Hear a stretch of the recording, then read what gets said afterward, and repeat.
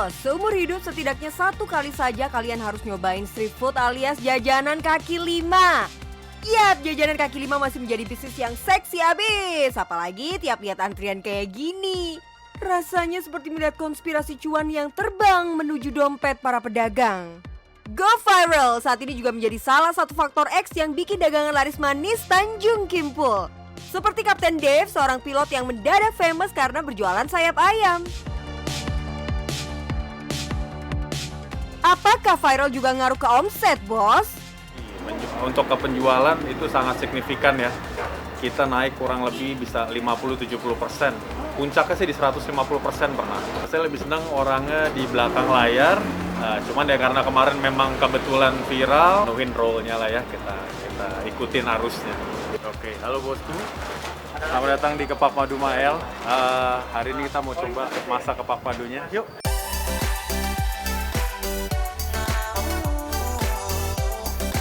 Ini kita udah marinasi selama kurang lebih 12 jam.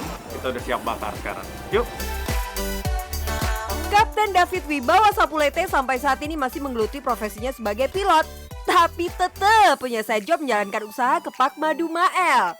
Gini bos, produknya enak, story-nya menarik, viralnya dapat, 3 kombinasi combo yang boom bikin Kepak Madu Mael berkembang pesat dari awal buka September 2020 lalu sampai saat ini. Tapi bos, kalau ngomongin story jangan dilihat sukanya aja, semua butuh perjuangan. Simak nih cerita inspiratif yang dijamin bisa jadi motivasi kita untuk bergerak. Kalau tadi ada Kapten Dave sebagai salah satu owner, kali ini kenalin juga 2 founder di balik boomingnya Kepak Madu Mael. Mereka lah sebenarnya yang menjadi otak di balik viralnya si sayap ayam.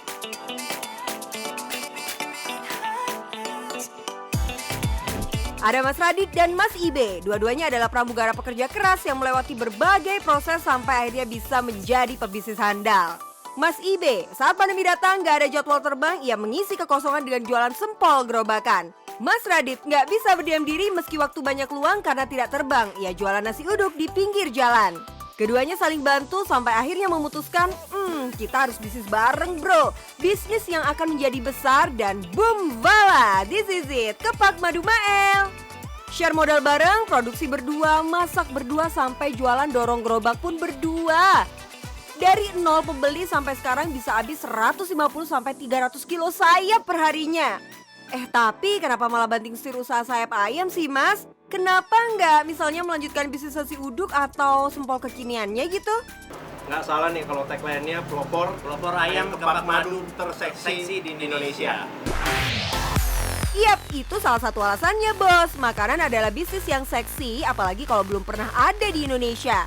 Karena sering terbang dan merasakan kuliner berbagai negara, kepikiran dong untuk hey, kenapa enggak kita bawa cita rasa ini ke Indonesia? Gercep deh mereka beraksi. This is Blue Ocean, something new goes viral. Bos, kalau ada makanan viral kayak gini, wajib kita coba. Membawa satu jenis makanan baru sangat menguntungkan bos. Food vlogger bahkan orang biasa nggak akan pernah berhenti cari konten kuliner untuk sosmed mereka. Efeknya bagi produk yang direview, ya jadi ikutan viral. Nggak usah diundang, pada datang sendiri deh kayak semut ketemu gula. Ya, bos, lupa di-review saking enaknya.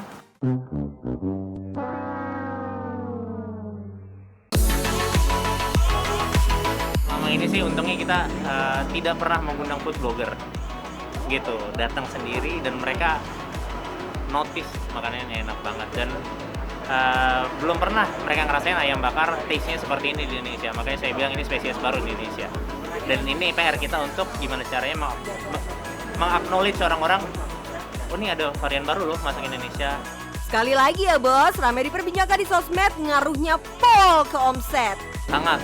Dalam satu hari outlet saya di Bintaro itu bisa di angka 8 juta rupiah dalam waktu 4 jam.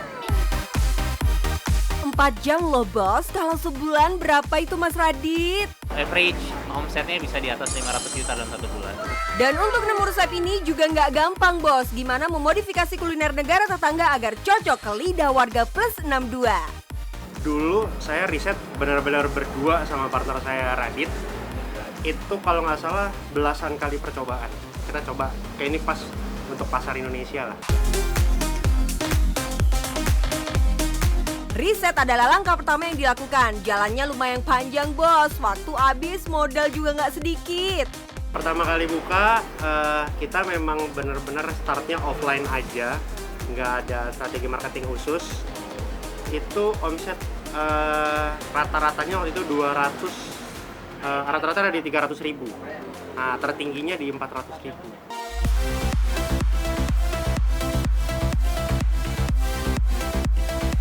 Sekarang Kepak Madu Mae lagi naik daun bos, dan rencana kedepannya akan dikembangkan jadi restoran cita rasa Malaysia lengkap dengan menu-menu lain. Selain kepak madu, ayam bumbu rendang, dan es coklat khas Malaysia, juga akan ada tambahan menu-menu baru seperti nasi lemak dan kawan-kawannya. Makanya Mas Radi dan Mas Ibe sementara cuti dan fokus ke bisnis. Nah, tips juga nih bos buat kalian yang bisnis partneran bareng sobat atau keluarga. Pembagian keuntungan dan kerugian harus sudah dibicarakan di awal ya. Yang modalnya lebih besar bisa jadi dia akan mendapat persentase keuntungan yang lebih besar pula dan sebaliknya.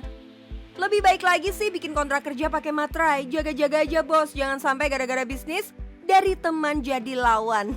Terakhir nih mas-mas, tips untuk bos di rumah yang mungkin trauma gagal usaha dan jadi ragu mau melangkah lagi. Jangan terjebak dengan spesialisasi. Merasa, oh ini harus hanya bisa sama kita, jangan.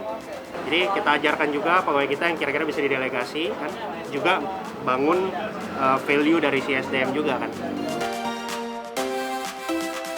Bersakit-sakit dahulu, bercuan-cuan kemudian. Sampai akhirnya saya dengan partner merasakan di Kepak Madu Mae, cuan bos.